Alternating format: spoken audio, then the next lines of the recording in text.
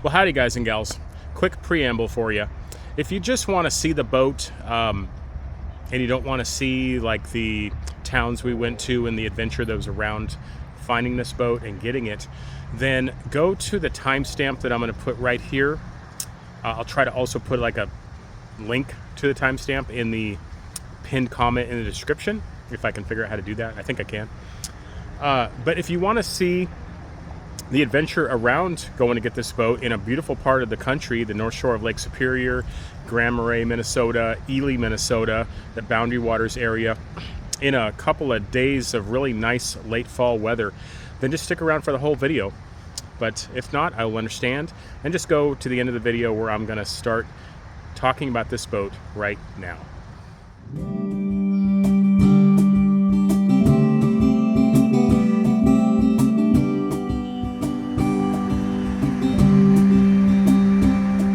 You ready to go to northern Minnesota, love?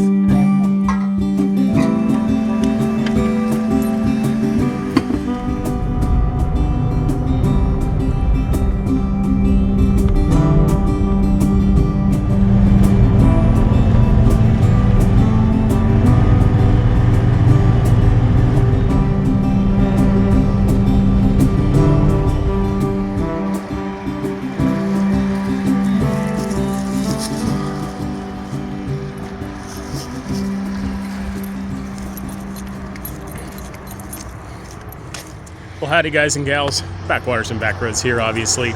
So today, what are we doing?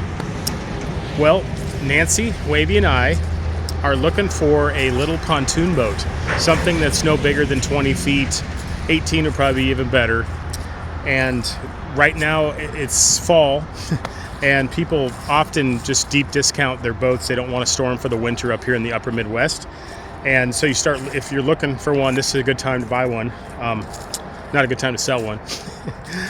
And we found one last night. There is a bit of more story to it. I'll maybe add to this video later, but we're heading up right now to almost into Canada, Grand Marais, a little even farther in, the Gunflint Trail, which goes into near the Boundary Waters canoe area, way up here in Minnesota. It's absolutely beautiful. Nancy's never been up here, so we kind of looked at the weather. We have a couple days here where it's going to be like 50 at night, 60 during the day, and no rain forecasted. So we decided we'd just come up here. We would get this pontoon boat. I'll show it to you. You'll see it here in a little bit, and why it's such a good deal. And we're going to build a little shanty boat out of it, a real easily trailable one. I've been wanting to do this for a while. I'm going to call it the Puddle jumper. Something that's easier to tow than the barge. It's not going to take the place of the barge. It's just going to be for quick little overnighters and weekends and stuff like that. So, and we're doing it on the cheap. So I hope you enjoy this. We're gonna have a little build series, the Puddle Jumper Beagle build adventure. So stay tuned. Nancy's finding Omars. I got her into. I helped her develop the eye for the Omars, and she already found these two just walking around. You gonna skip some rocks, babe? I'm gonna try. But you got 3 or 4 out of that one. One more. All right, see if you can beat the 3 or 4 you just did. Nope.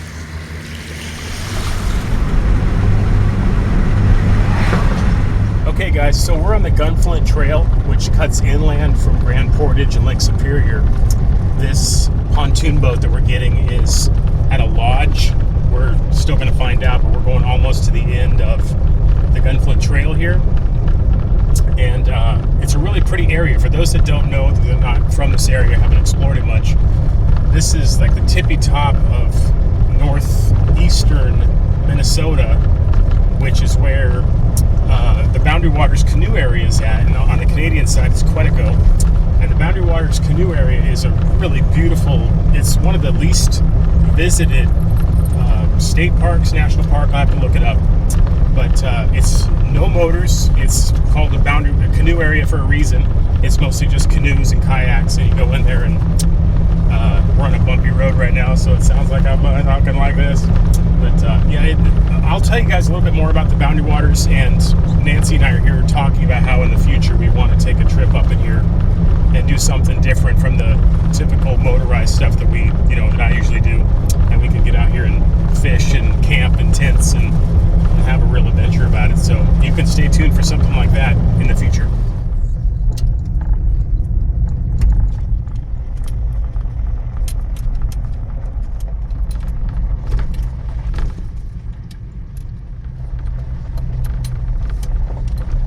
What do you think of this place, babe? It is beautiful.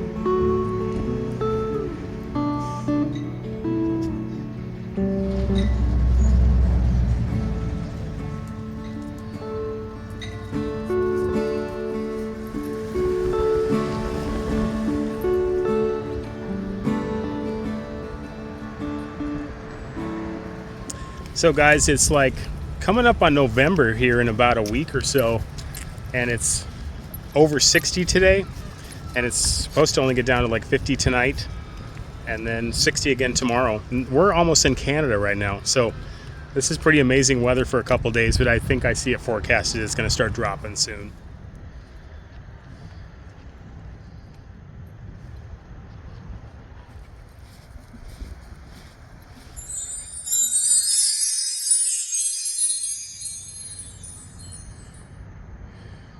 Beautiful.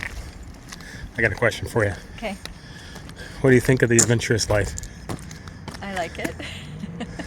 So I feel like I've always had an adventurous life. These are just different. Just different kind. Just a different kind of adventure. Yeah. So you're going to show me the homesteading adventures, Mm-hmm. and I'm going to show you the backwaters and backroads adventures. Exactly.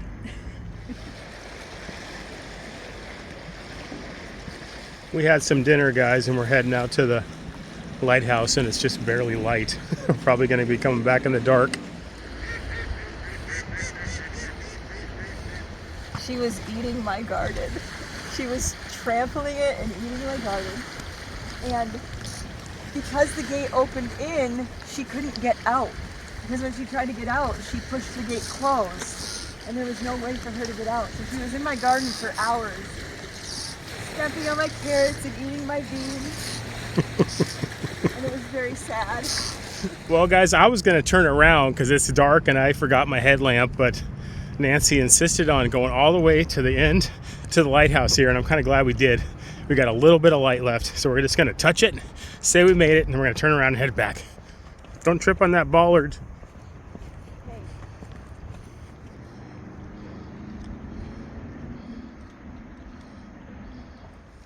See, we have this cable right here we can follow for most of it, so even if it was like pitch black or 10 below zero in a raging storm, I almost tripped over a bollard, we can at least hold on to it and get back. We're going through the treacherous spot here, guys, without the cable railing. I'm just following Nancy's white legs.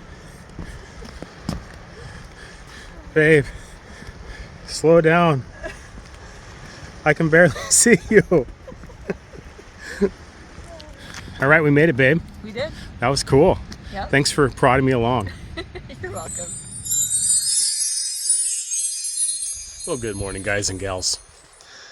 We are in a state forest campground on Highway 1 going towards Ely, Minnesota. Nancy's never been to Ely either, and I haven't been there in a long time, and I don't think I've ever showed you guys. So we were kind of swinging up there and down before we head back home to Brainerd with the new Puddle jumper platform. And let me just turn the phone around. I'll show you a couple more things. So last night it was like 50 degrees the whole night, peaceful. We just slept under the stars, even though it did kind of cloud up a little bit. And it sprinkled on us for about 10 seconds, but it was just part of the adventure. And we slept in the back of the truck. I already put the bedding away, but that's so special my lady is. She says wherever I am is home. And she seems to mean it. Good morning, beautiful. Good morning. Did you sleep good last night? Yep. Did we get sprinkled on? Yep. Only for a few seconds. Yep. It's our little morning bath. Yep.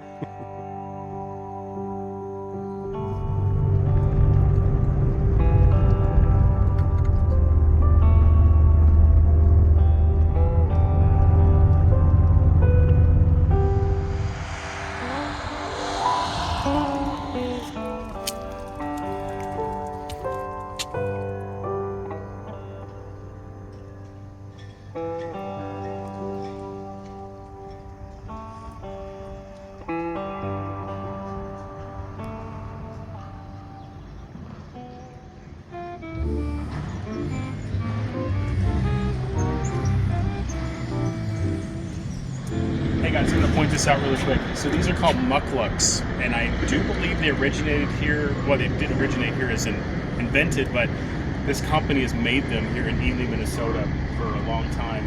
And I'll put a link in the description, but they're called mucklucks, and they work really good in like powdered snow and stuff. And I think like the Native Americans might have invented them, 1,000 years ago or something.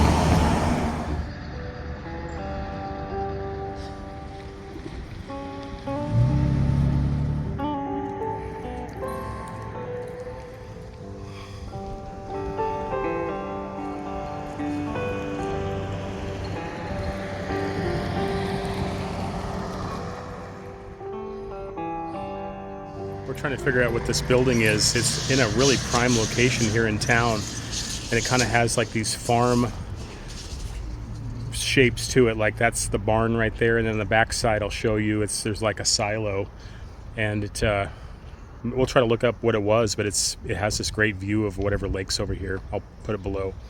But yeah, neat building that's just abandoned. So Nancy spotted a guy over here kind of working on the parking lot, and she went over and asked him, and he took about 10 minutes of his time and told us the history of this building, and maybe between the two of us we can remember here on the spot. But it used to be well, can you tell us? So when the town was first kind of founded, they weren't sure if it was going to be a permanent town or not, so they because the mining was all so they boom and bust. Developed the infrastructure, and there was raw sewage in the streets, and so this doctor moved in and built the building as a hospital with lots of windows, and and he would bring people in there, and just like getting lots of light from the windows, but being away from the raw sewage, people would get better because they were in a more healthy environment. And so he was, what did he say? He was a socialist. Oh yeah, but it was like he was like a doctor, but also he was preaching socialist, like trying to get the miners to unionize, and so they ran him out of town. And then another doctor bought it, and it was a hospital under him for a while, and then it became apartments until around 1970. Yep, and then it went. It's been empty. It's been empty since. It's someone else bought it, but they haven't yet figured out what to do with it yet. So, really interesting building right here in town. If you come up to Ely, come find it if you like old architecture like this.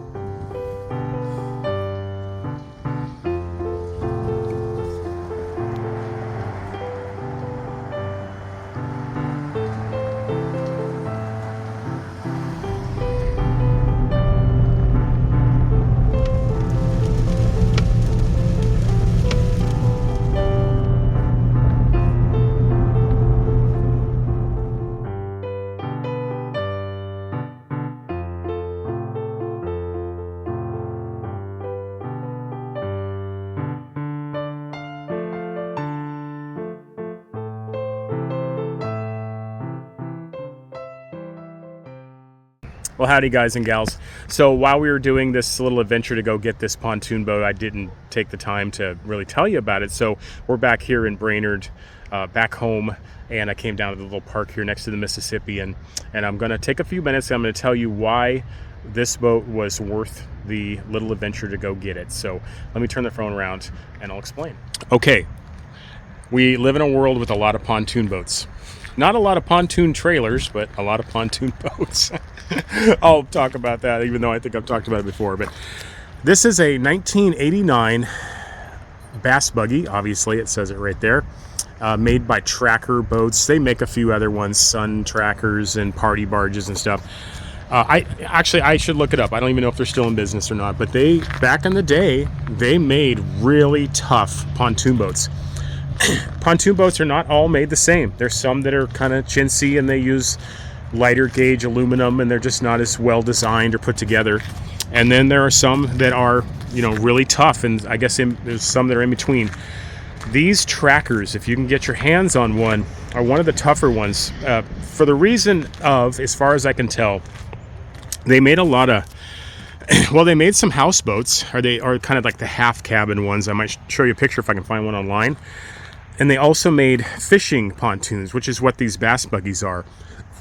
And I guess they kind of figured back in the day, 35 years ago, that their clientele for fishermen was going to, be more discerning about what they're buying. And so they made them tougher. They also used the bigger tunes. Now, that's not the absolute biggest tune, but it's enough. They do make some bigger ones that actually come down like this, and they're kind of shaped and they're flat on the top. You won't find those very often. I've seen a few, and they will really hold up some weight. But what makes this one really special is it's a tri-tune, which is not very common. I've seen a few. Usually they only put the center tune on the ones that do have that half cabin, the party barge style. They're usually bigger. I don't know if I've mentioned in this video yet, this is a 20-footer. I think they also made a 24-footer, and they went all the way up to like 30 and 32, I believe. So, yeah, this is one of the ones to keep an eye out for if you're looking for a good platform to build a shanty boat. Now, I also want to point out that it's on the original trailer. So it's the Tracker Trail Star, and these are really beefy trailers. They're heavy. They're heavier than the average pontoon bunk trailer. But, it doesn't matter. My truck can handle it fine. And they are fitted. I guess what I'm trying to get at here is that a lot of times, after 30 years or 20 years or whatever, you might find a... Well, let me turn the phone around. There are probably something like 20 pontoon boats in America for every one trailer. You can buy bunk trailers all day long, but they're expensive, and people know what they have, and they don't want to get rid of them, or you have to go buy new, and then when you buy new, of course, you're going to be spending a lot of money. Just for a little trailer like this, if you go buy new, I've seen them $3,000, $3,500. If you can find them used, and you will, you just have to look. They'll be at least $1,500, but sometimes up, $2,000, $1,500 to $2,000 as of the making of this video, 2024. When you go to sell a pontoon, I've done it a few times, you'll have lots of people, will you just sell the trailer? I actually had one guy a couple years ago come and look at this 24-foot pontoon boat that I bought on a trailer. And I bought it for the motor. It came with a Honda motor that I was originally going to put on the barge. And he actually, I think he thought he was being sneaky or something. He came with his buddy, came and looked at it, and then he started to try to talk me out of just taking the trailer. And I just kept asking him, I'm like, you didn't come all that way to find out that I'm going to ask you the question, what do you expect me to do? Just put my pontoon on the ground like yours probably is back home so you can buy this trailer, and you probably want a deal too. So yeah, he kind of went home frustrated and thwarted. So, for those that don't know, they make a couple different kinds of trailers. They make a scissor lift trailer that grabs the pontoon boat in the middle between the tunes, and those will lower the pontoon on the ground, so they're kind of like a utility trailer, but they're thinner and they're not exactly made for long distance hauling, though if you get a good one, I've done it. I got one of those a couple years ago. I really got lucky got a good deal on it. And those come in really handy, especially if you're kind of, trafficking in pontoons, buying and selling them or whatever, picking up the good deals. Or even if you have a piece of property with some water and you want to make a floating dock, which we have on the river there in the Ontonagon. A lot of times you get pontoon boats for next to nothing because they are just sitting on the ground and the person can't figure out how to, they don't have the trailer, right? So it can work in your favor. We just picked up a 24 footer for Wayne at Wayne's Diaries, and he's for $300. We went and fetched it, just put it at the homestead for now, and then when Wayne gets back from winter, he's going to build it in Ludington there, and we got it for $300 because there's no trailer. It was just sitting on the ground, and the guy's kind of stuck with it. So scissor trailers, if you can get one of those for a good deal, I say pick it up.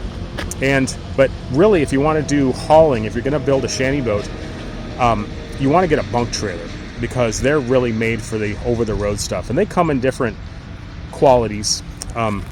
So I'll just turn the phone back around here and continue showing you what I mean.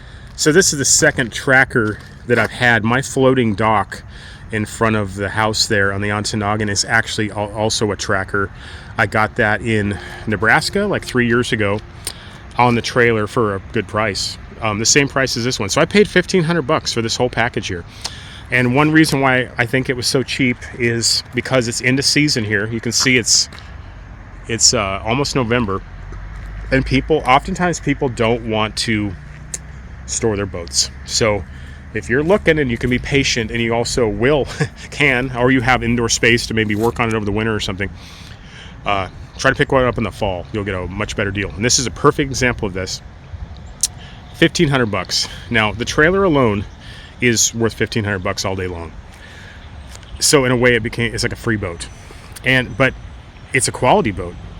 Really tough over-the-road trailer, meant to be hauled cross country. Even the tires were good. I couldn't believe it. I wasn't knowing what we were gonna. I brought a spare tire just in case, maybe the tires were bad. And we were working with a lady who was closing up their lodge, and she was really busy, and I didn't want to bug her too much by all the questions. But when we got there, these tires are in great shape. There's no weather checking, there's no rot, and also the tail lights work. Both tail lights work, and the brake lights and the blinkers and everything. That is just so rare. Because they live so far up, almost into Canada there, it's a really short season, and this boat probably did not get used very much. Now it does have this dent right here. This is the only one I can find. It's cosmetic. Has a little blemish right there. I might just kind of epoxy just to be careful, but it's above the water line. I don't think it's all the way through, but other than that dent right there, these tunes are in great shape. Now this is a freshwater boat, of course, that makes a big difference. Let's say you live on the coast, you live on the East Coast or Florida, and you're thinking about building a shanty boat, and you really just want to do it right from the start. It might be worth it to you to go up here to the Midwest and find a pontoon boat up here that's in better shape. Let's see, what else can I say? Try to wrap this up here. Let's crawl up inside. One thing I really like about these Bass Buggy trailers is they come with these little ladders on the front, so they're made to crawl up on even when they're on the trailer. Now you can see this is like I said, this is a fishing model. It has these swivel seats.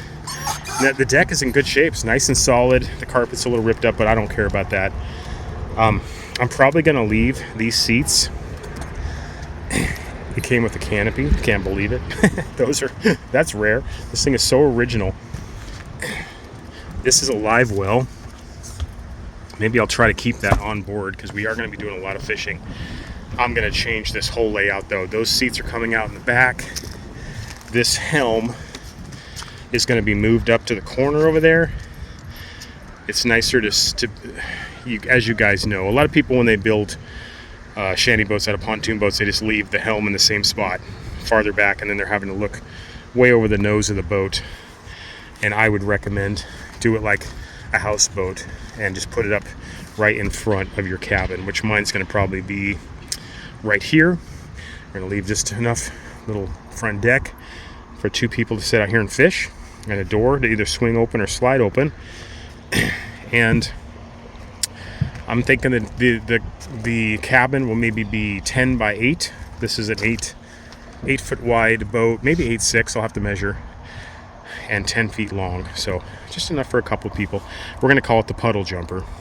Another nice thing about this one, and I have had this happen other times too, is they'll come with motors. They're usually like little 2-strokes. You know, I have seen good deals on pontoon boats with 4-strokes on them. You know, snatch those up. They don't last long.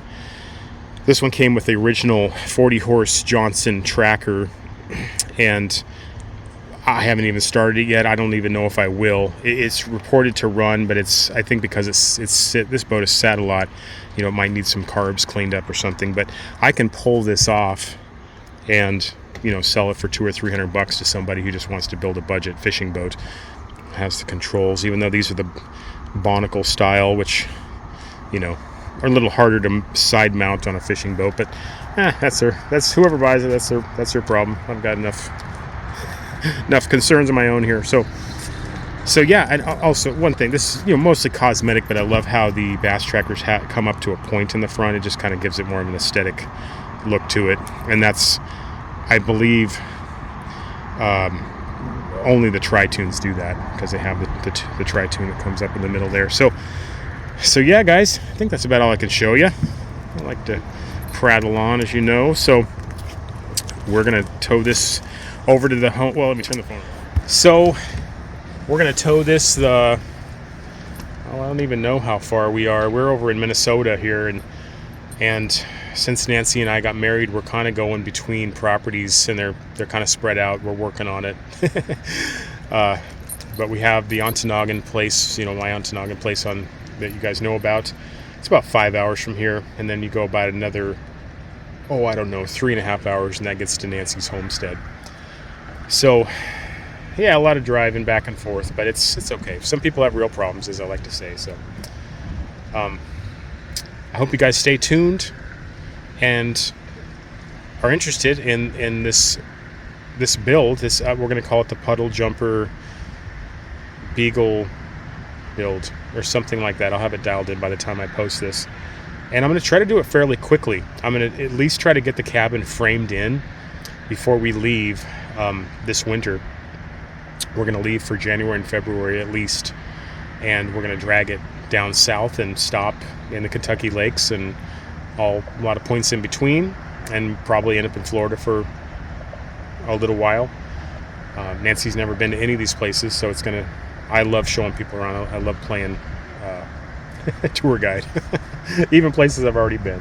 So, but yeah, this is going to be our little easy to tow 20-foot shanty boat. It's not going to take the place of the barge. The barge is more like a home, and this is just going to be more like a little Jeep on the water that we can go exploring and we can sleep in and cook on and stuff like that and fish. So, okay, guys, thanks for listening, and I'm going to get busy. I'll get to work, and I will see you soon. Thanks for watching. You look cold. Are you cold? Oh my goodness.